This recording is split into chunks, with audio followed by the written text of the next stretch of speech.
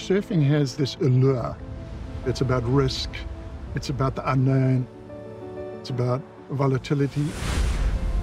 It's different to any sport on the planet. Every single time you go surfing, there's a moment where you take that leap and you go from one medium to another.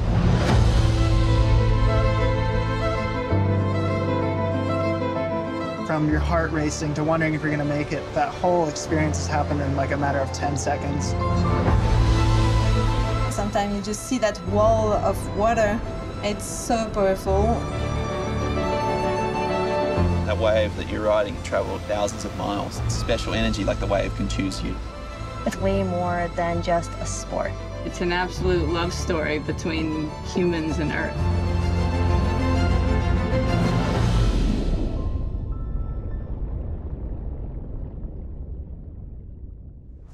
Hey, look, the pipeline. You like it? That's pipeline. You don't know, huh? The waves are not good today, huh? Okay. One day this'll be you, though. You'll be out there. Raising my family in the surf community, it's not in just one place. It's like the whole world where there's a coastline and where there's waves.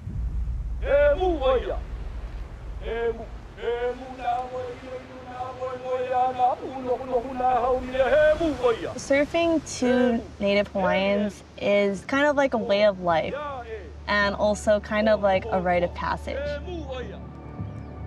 I look at surfing as this subcultural solar system, that there was this like Big Bang moment.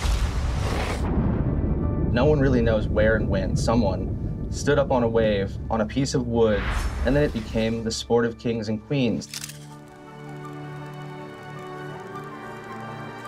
Surfing was part of the structure of the community in Hawaii. It was deep-rooted. So the North Shore became sort of the center of the surfing universe. Surfing becoming a professional sport in 1976, ultimately getting into the Olympics, been an amazing ride.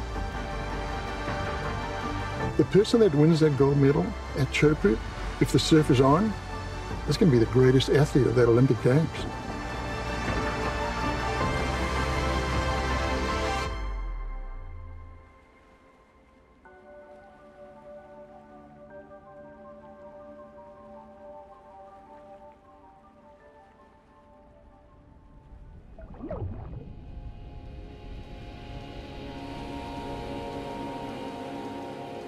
What is true to surfing about the Olympics is it does bring together this like international community around a common passion. It's a place where we all go to have fun, connect to our culture and the ocean and each other. Yeah, I feel super lucky. It's so special to me. And I've also really learned how to be proud of these. Surfing brings everybody together because it's just pure. I feel like people don't even speak the same language sometimes, but they surf together. Maybe people talk through the ocean. Everyone looks out for each other like that, and that's a special thing about just kind of having that small community. Both Jack and John have been raised by this international village that have watched them blossom into these men that they are.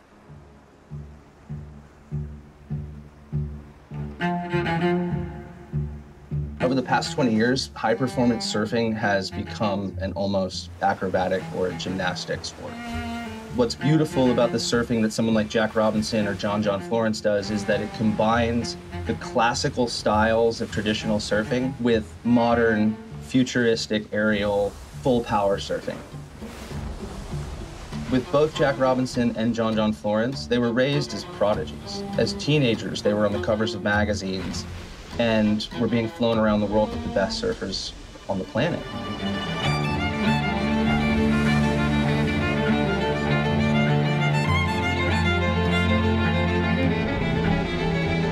People put a lot of expectations, and when you're like a prodigy or whatever it is, I don't think the pressure will ever stop either. It's always going to be there. Why not enjoy the ride too?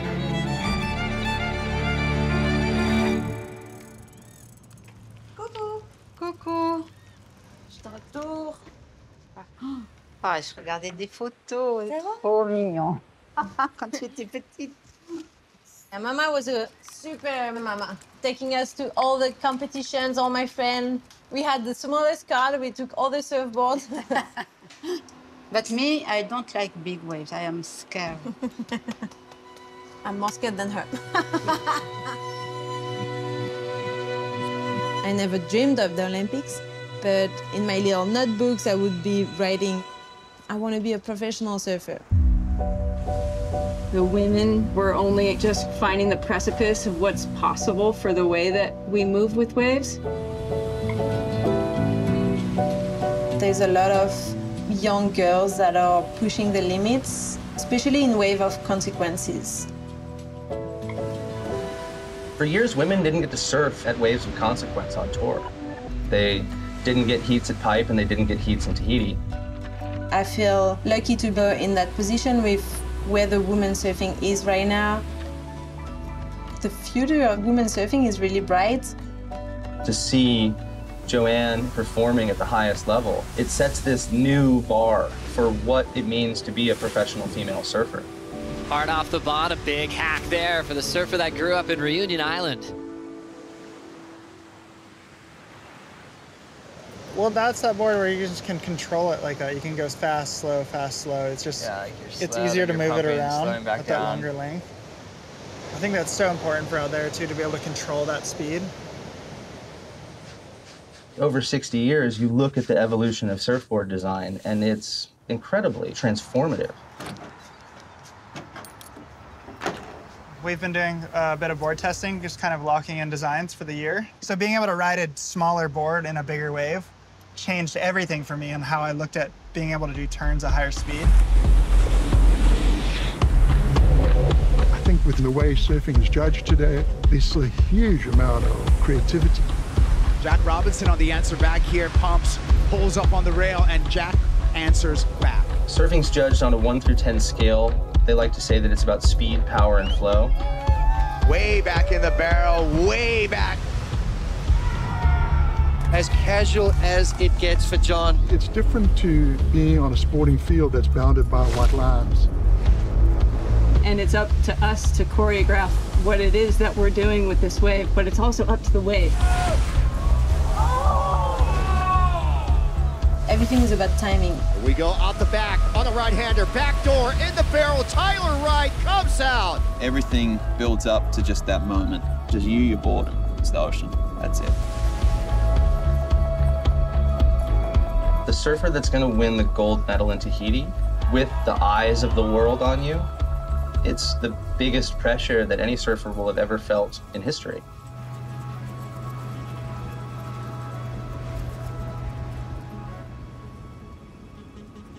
Tahiti's been a proving ground when it comes to waves of consequence, which is the measure by which a surfer is tested. When the best surfers in the world are at the most challenging waves in the world, you better believe that they're scared. But look at these absolute bombs coming through the lineup. Surfing Chopo is kind of unlike any other wave. I love it when Teopu just decides to say hello. You got to want to take that drop with commitment. Power, mojo, force, fire. To see the world's best expressing themselves in the craziest waves ever is so cool. Being in the Olympics and being able to compete for an Olympic gold medal, to me, it's such a special thing. And the Olympics is just giving us that long-term vision. I'm carrying the flag on my shoulders, and there's the Olympics, but it's almost bigger than the Olympics. It's like a celebration of our sport.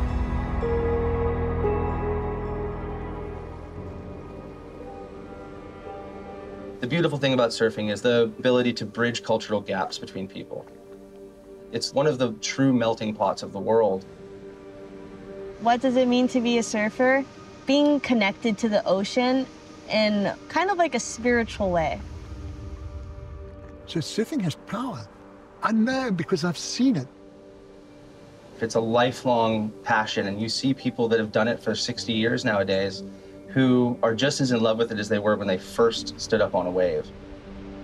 You can't really describe it to anybody, you just have to do it. A lot of wonderful memories. Surfing has been so good to me.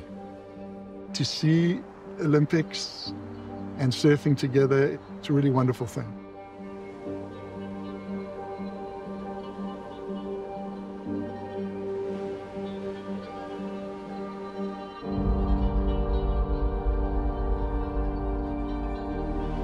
For as long as we've been in the water, wave sliding has been a way of life. A sacred practice, passed down for generations, that harnesses Earth's energy. A culture that's not only survived, but gotten stronger. There were no lifeguards, film crews, or fans, and no prize money on the line, just pride. The simple act has created a ripple effect, and the progress has empowered those who dare to dance on mountains made of water all over the world. This summer, surfing's best will come back to where it all started, the proving grounds of the Polynesian South Pacific, and paddle out for glory, not just for themselves, but for their countries and those who came before them. Because in a way, we're still riding the same wave.